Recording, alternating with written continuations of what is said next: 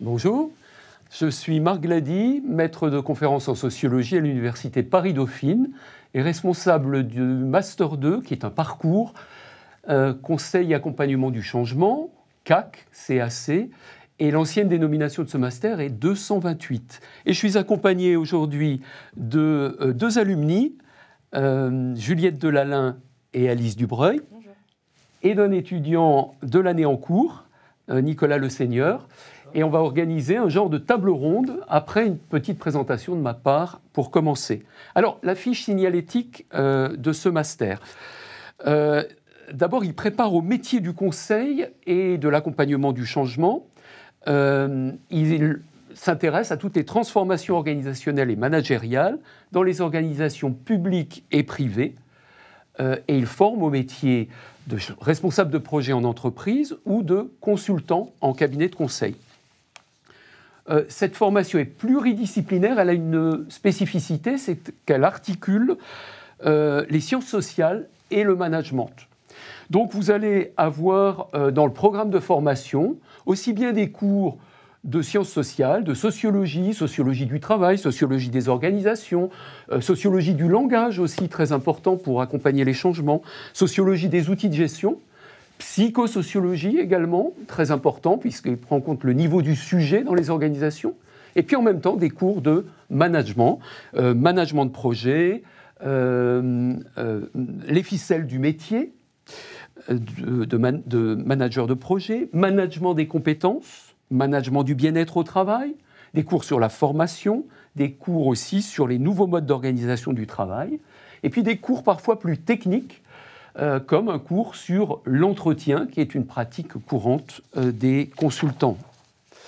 Ce master est ouvert à la diversité des profils. Il accueille sur chaque promotion des étudiants qui viennent d'horizons différents, en sciences sociales, bien entendu.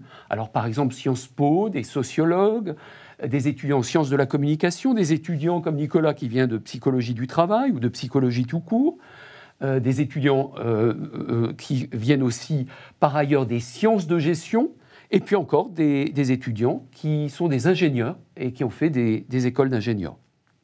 La promotion est une promotion de 20 à 25 étudiants, issus chaque année d'un double mouvement, un mouvement qui vient du M1 de la mention MRH, puisque ce parcours CAC est placé dans la mention management des ressources humaines et que nous recrutons dès le M1 des étudiants qui se destinent soit au parcours RH, soit au parcours CAC.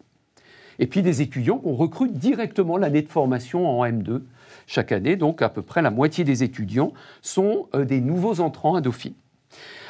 Je dirais qu'une dernière caractéristique de cette fiche signalétique du master, c'est son taux d'insertion, un taux d'insertion élevé, et on a des entreprises qui, je dirais entre guillemets, tapent à la porte du master aujourd'hui, des cabinets de conseil qui souhaitent recruter nos étudiants au terme de l'année de formation. Alors, je dirais plus que jamais, une posture, des compétences recherchées sur le marché du travail, parce que les cabinets de conseil sont en demande de ces profils d'étudiants. Le contexte est porteur. Pourquoi ? Parce que les entreprises sont prises dans des transformations organisationnelles, managériales, de tous ordres aujourd'hui, non seulement sous l'effet des stratégies d'entreprise et des stratégies classiques de fusion, de réorganisation de services par exemple, mais aussi parce qu'il y a des transformations dans les modes de management qui impliquent de nouvelles formes de coopération au travail, des organigrammes qui sont beaucoup plus plats, et des entreprises qui se disent parfois entreprises libérées, où c'est les acteurs qui prennent en charge l'organisation et les relations entre eux pour manager. Aussi parce qu'il y a une nouvelle recherche de sens de la part des professionnels et des étudiants. Une recherche de sens au travail. Les entreprises se définissent aussi aujourd'hui comme des entreprises à mission. Elles ont des objectifs de RSE, de durabilité. Et puis il y a des grandes transformations au cœur même du travail. La digitalisation en est une, le télétravail, le travail en mode hybride. Les politiques aussi, de plus en plus, mettent l'accent dans les entreprises sur la diversité, sur l'égalité des carrières, l'égalité homme-femme.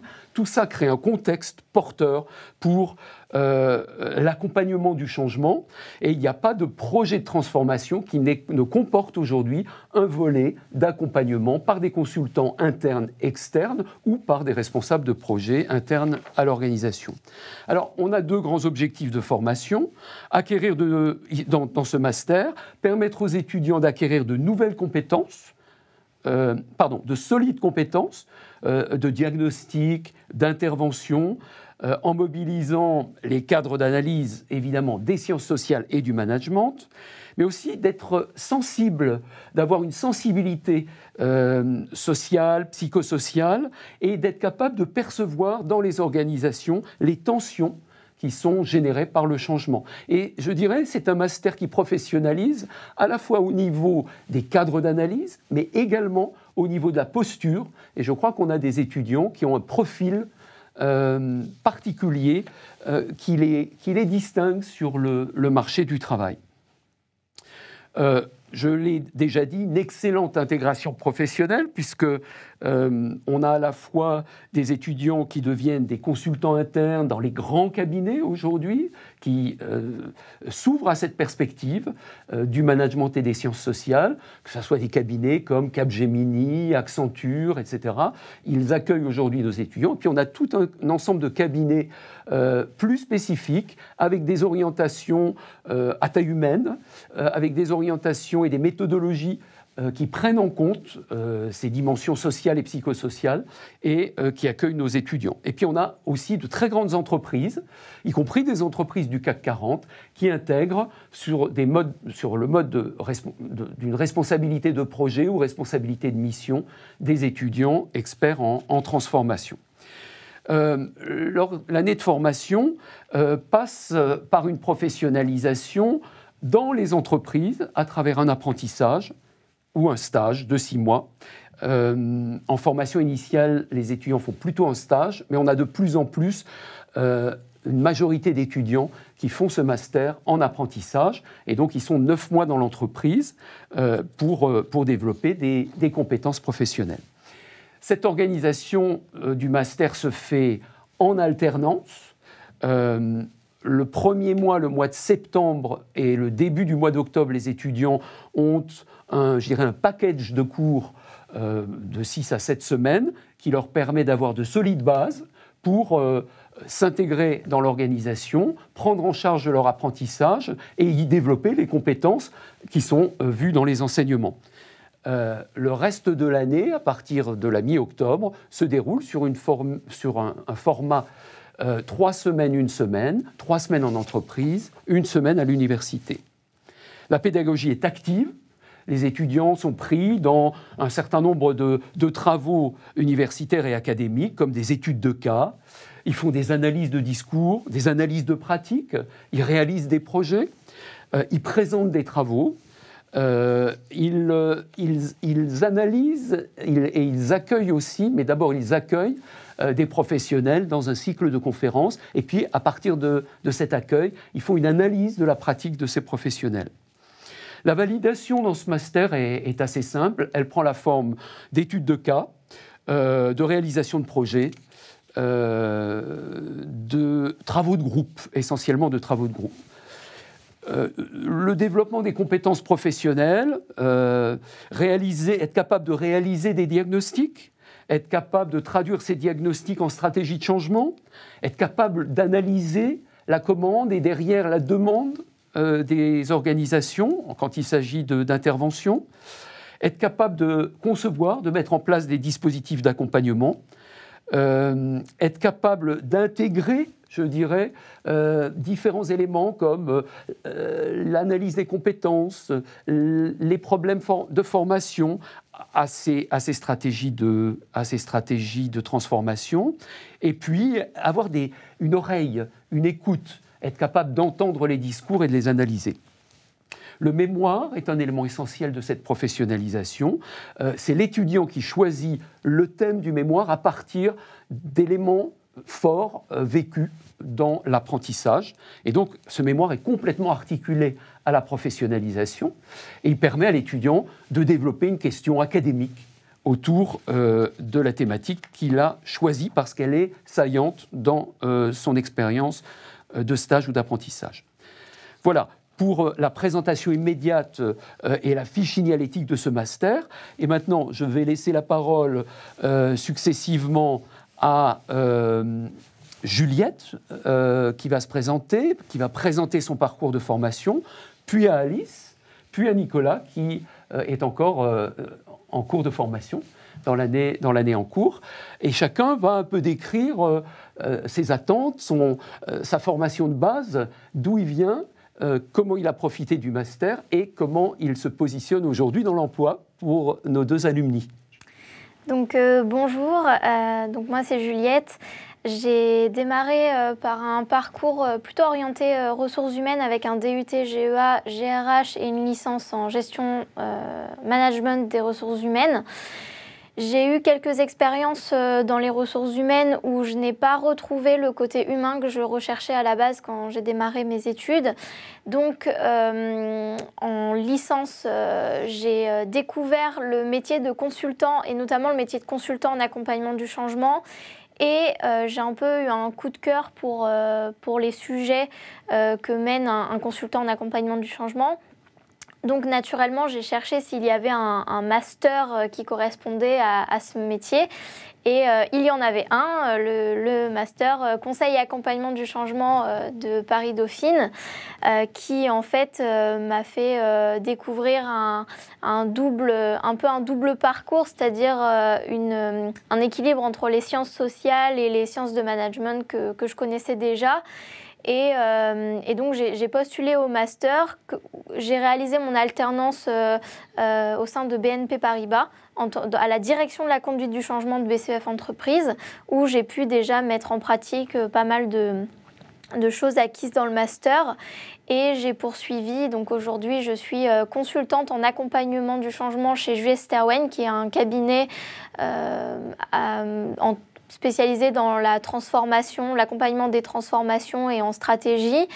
Et je réalise actuellement une mission pour un acteur du secteur public sur le déploiement d'un outil de gestion documentaire. Très bien. Alors Alice, vous venez d'une formation littéraire. C'est ça, pour ma part, j'ai commencé par une classe prépa littéraire, suite à laquelle j'ai intégré Dauphine directement en licence 3, donc licence 3 sciences sociales, LIS. Et suite à ça, j'ai intégré le Master CAC, où j'ai fait une première alternance dans un projet de transformation à la direction financière d'EDF. Oui. Et ensuite, j'ai intégré Talent Consulting, le cabinet de conseil du groupe Talent, où je suis aussi actuellement du coup, en CDI suite à mon diplôme. Et donc, je suis dans la practice qui s'occupe du volet humain des transformations voilà, chez nos clients. En ce moment, je suis en mission à la SNCF sur un projet de déploiement d'outils et de transformation des métiers à la SNCF. Très bien. Alors Nicolas, vous êtes encore en formation, mais ça ne vous empêche pas d'avoir une expérience professionnelle importante parce que vous êtes dans un cabinet de la place et vous y faites pas mal de choses. Effectivement, comme vous l'avez signalé précédemment, moi je suis psychologue du travail. Avant de rejoindre Dauphine, j'avais fait un master de psychologie du travail avec une orientation plutôt clinique et psychodynamique du travail. Et donc j'ai rejoint Dauphine pour découvrir les métiers du conseil, mais aussi pour approfondir mes connaissances théoriques. On y reviendra après, mais notamment concernant la sociologie des organisations et la psychosociologie. Oui. Précédemment, j'avais eu plusieurs expériences, notamment au sein d'un ministère, sur les questions de bien-être au travail, de prévention du harcèlement, et au sein d'un syndicat où j'ai pu m'intéresser aux enjeux du dialogue social et au travail syndical en lui-même. Et donc aujourd'hui, effectivement, je suis en alternance au sein d'un cabinet de conseil qui s'appelle Sémaphore et qui intervient auprès des acteurs privés et publics dans l'accompagnement du changement, des transformations. Et moi, donc, plus spécifiquement sur des questions de santé au travail et de thématiques comme les risques psychosociaux, la qualité de vie au travail ou encore la charge de travail. Très bien, merci Nicolas. Donc on voit que le master accueille des étudiants avec des parcours très divers, avec une expérience professionnelle aussi diversifiée, et ce qui fait des échanges au courant du cycle de formation qui sont intéressants, constructifs, riches, du fait de cette diversité. Alors là maintenant, nous allons lancer 3 petits débats, mini-débats, sur 3 thèmes différents. Le premier thème va être, je vais énoncer les thèmes d'abord et puis après on procédera à ces débats. Le premier débat, on avait pensé parler du métier de consultant intervenant et comment il apparaît pour vous, quelle est la vision que vous avez de ce métier-là, notamment à partir de la formation qui vous a été dispensée dans ce Master 2 ou dans ce parcours. Un deuxième débat sur l'utilisation des cadres d'analyse, l'utilisation des outils du master dans votre vie professionnelle.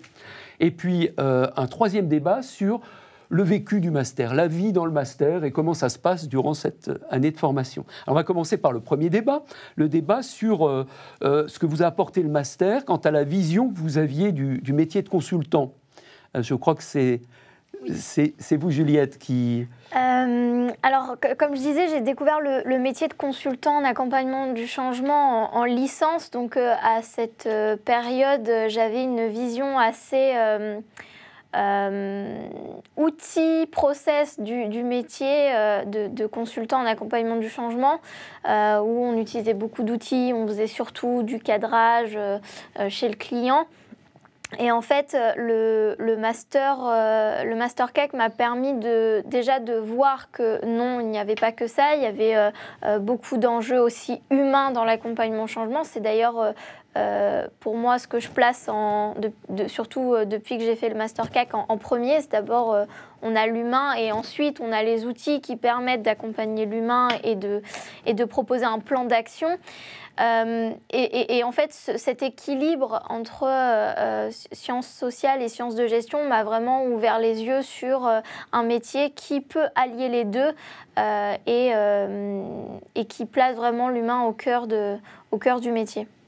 Très bien. Et vous, Alice, comment vous voyez le métier maintenant que vous êtes dans l'emploi et dans un cabinet de conseil où vous faites plein de choses ? Oui, alors moi, c'est surtout au moment de réfléchir aux mémoires où j'ai vraiment forgé une conviction et je me suis vraiment rendu compte que derrière toutes les théories managériales qui sont un peu à la mode et utilisées en entreprise, il y a vraiment un sous-bassement sciences sociales qui permet, une fois qu'on en prend conscience, de questionner, d'avoir une réflexivité qui est vraiment beaucoup plus riche que simplement entretenir ce qui est parfois des lieux communs en fait, de l'entreprise.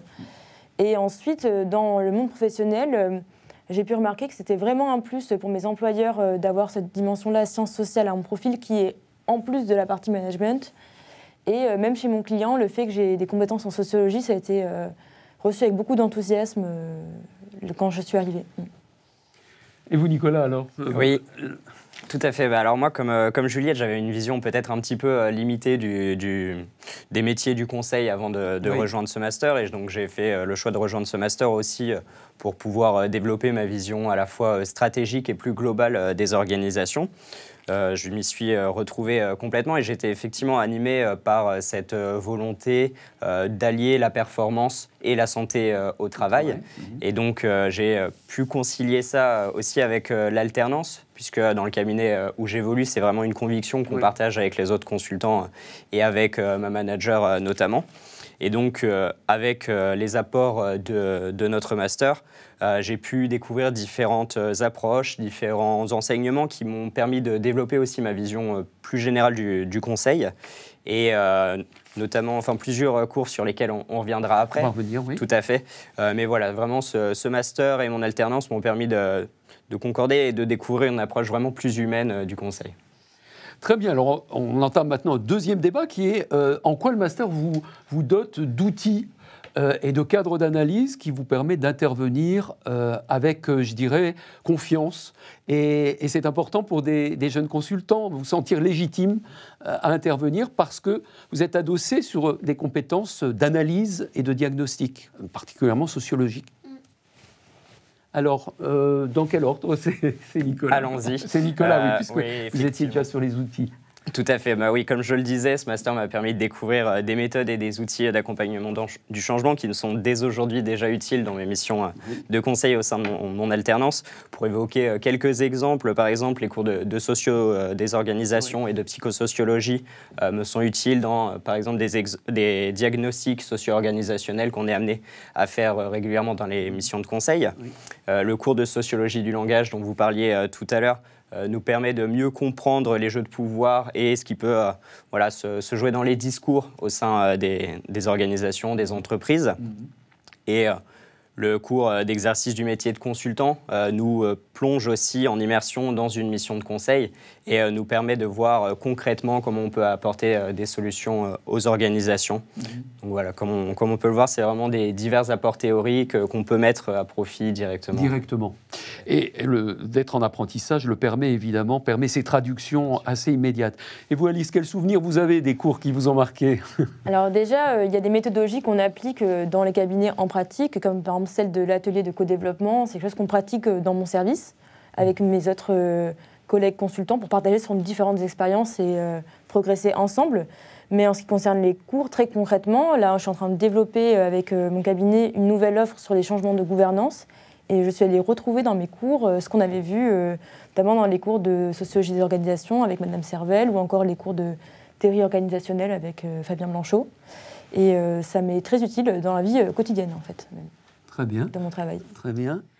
Pour ma part, je ressoulignerais ce bel équilibre que je trouve très intéressant dans le master, puisqu'aujourd'hui, j'ai pu à la fois utiliser les outils de sciences de gestion, des cours de management de projet qu'on peut avoir, donc pour toute la partie cadrage attendu par les clients, donc une grosse partie cartographie des acteurs, analyse d'impact, analyse des risques, qui va en fait permettre de rassurer le client et d'avoir une vision à long terme du plan d'accompagnement du changement. En fait, c'est réaliser son plan d'accompagnement du changement. Et j'ai pu aussi également utiliser de nombreux outils apportés par les sciences sociales, comme déjà dans la création de mes ateliers. J'ai utilisé par exemple les notions de catharsis ou de dynamique de groupe, qui sont assez intéressantes dans l'accompagnement au changement. Et après, j'ai utilisé des outils comme l'analyse stratégique avec les jeux de pouvoir, puisque dans certains projets, les jeux de pouvoir sont en fait au cœur de toutes les problématiques qu'on peut avoir dans le fait d'impulser le changement. Et d'autres outils comme les marguerites sociologiques ou encore l'analyse du langage, quand c'est nécessaire, savoir quel va être l'impact de nos mots sur les populations qu'on accompagne. Alors, on rentre dans un troisième débat qui est maintenant intéressant pour les étudiants qui veulent rentrer, la vie dans le master durant un an.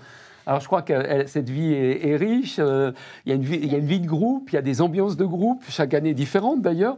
Il y a aussi cette dimension de l'alternance qui fait que vous vous retrouvez à certains moments en cours, mais vous êtes la majeure partie de l'année quand même séparés parce que vous êtes dans des entreprises différentes. Et puis, il y a des temps aussi dans le master, et notamment des temps plus agréables encore, qui sont le voyage d'études. Oui, tout à fait. Alors, comment vous avez vécu ça, Juliette, vous d'abord? Déjà, je soulignerai un point où Nicolas me rejoindra, puisqu'il est celui de cette année et moi j'étais celle de l'année dernière. C'est que le rôle de délégué dans la promotion est super important, puisqu'on est l'interface entre les étudiants et l'équipe pédagogique. Après, concernant cette interface, on a une dynamique dans le master où on a une équipe pédagogique qui est très présente. Monsieur Glady, Madame Servel qui est en codirection du master et Monica Vialaré qui est la secrétaire du master CAC. Tous ces interlocuteurs qui sont très à l'écoute, déjà, ça permet d'avoir une bonne dynamique. Et puis ensuite, tous ces moments qu'on peut organiser, notamment via l'équipe dans le cours atelier de projet. On a un cours où on mène des projets. On a une équipe dont Alice et moi faisions partie l'année dernière qui en fait travaille sur la convivialité au sein du master. Et donc on a pu organiser des événements comme un repas de Noël en 2021 et une séance de bowling lorsqu'on était en voyage d'études à Prague.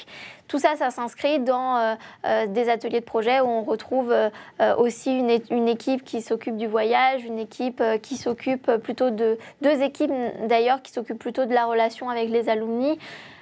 Toutes ces choses, en fait, font que vous devez aussi vous les approprier et vous permettre de construire aussi votre convivialité à votre image.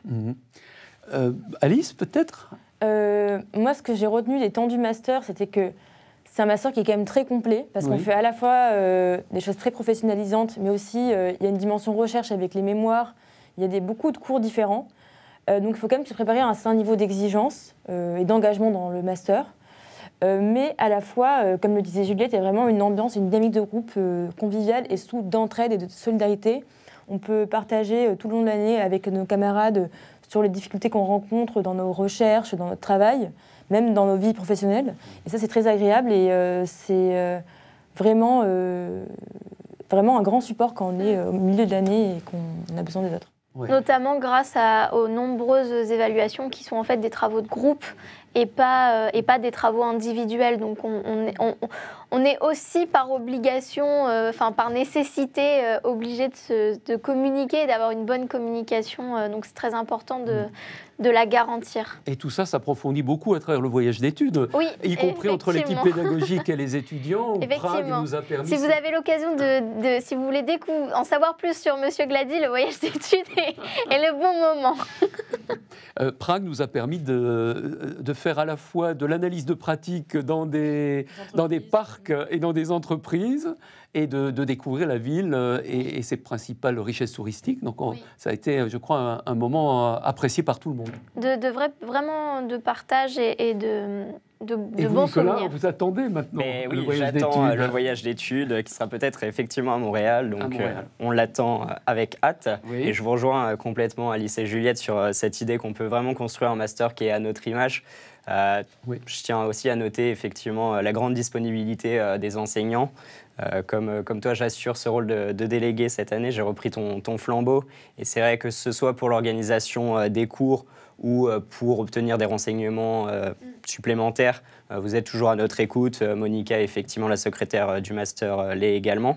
Et il y a un élément qui est important, c'est le rythme 3 semaines, 1 semaine pour l'alternance. Ça, je trouve que c'est un rythme qui est vraiment très agréable parce qu'on peut vraiment s'impliquer dans notre alternance. Et en même temps, la semaine de cours nous permet aussi de nous organiser, de ne pas être surchargé. Et c'est vraiment quelque chose qui est très appréciable. Et effectivement, cette année, on a aussi une très bonne entente au sein du master. J'ai aussi repris votre flambeau pour le groupe Convivialité. Et c'est vrai qu'on essaye d'organiser vraiment beaucoup d'événements cette année. Hier, on a fait notamment un after-work avec les M1 du master qui viendront en CAC l'année prochaine. Et on a fait aussi des sorties culturelles. On a fait un Secret Santa en décembre. On a encore d'autres sorties qui vont s'organiser sur les jours et semaines à venir. Et donc, comme vous l'avez dit aussi, ce voyage de fin d'année qu'on attend avec grand plaisir et grande hâte. Très bien. Alors, je crois qu'on a présenté beaucoup d'aspects de ce master. On va terminer par 3 mots dits par chacun qui résument pour lui la manière dont le master l'a marqué. Alors, Juliette, peut-être pour commencer. Oui. Quels sont vos 3 mots ? Alors, mes 3 mots, ce serait professionnalisation, équilibre et le 3e. C'est compliqué, je dirais échange. Échange, convivialité, échange, oui. C'est ce que vous avez dit. Et vous, Alice ? Alors moi, je choisirais rencontre marquante parce qu'on a beaucoup d'interventions extérieures dans le master. Il y en a une qui m'a beaucoup marquée, c'est celle de Florence Juzet-Prairie, qui est une très grande chercheuse et une très grande professionnelle, donc c'était très enrichissant.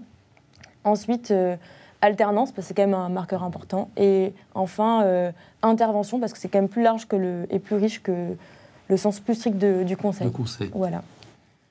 Tout à fait. Et alors, vous, Nicolas, vous avez... Moi, je rejoins encore une fois Juliette sur le fait que c'est un master qui est vraiment professionnalisant. On en a parlé, on découvre des outils, des méthodes sur lesquelles on peut s'appuyer dès notre alternance. C'est un master qui est vraiment pluridisciplinaire. Oui.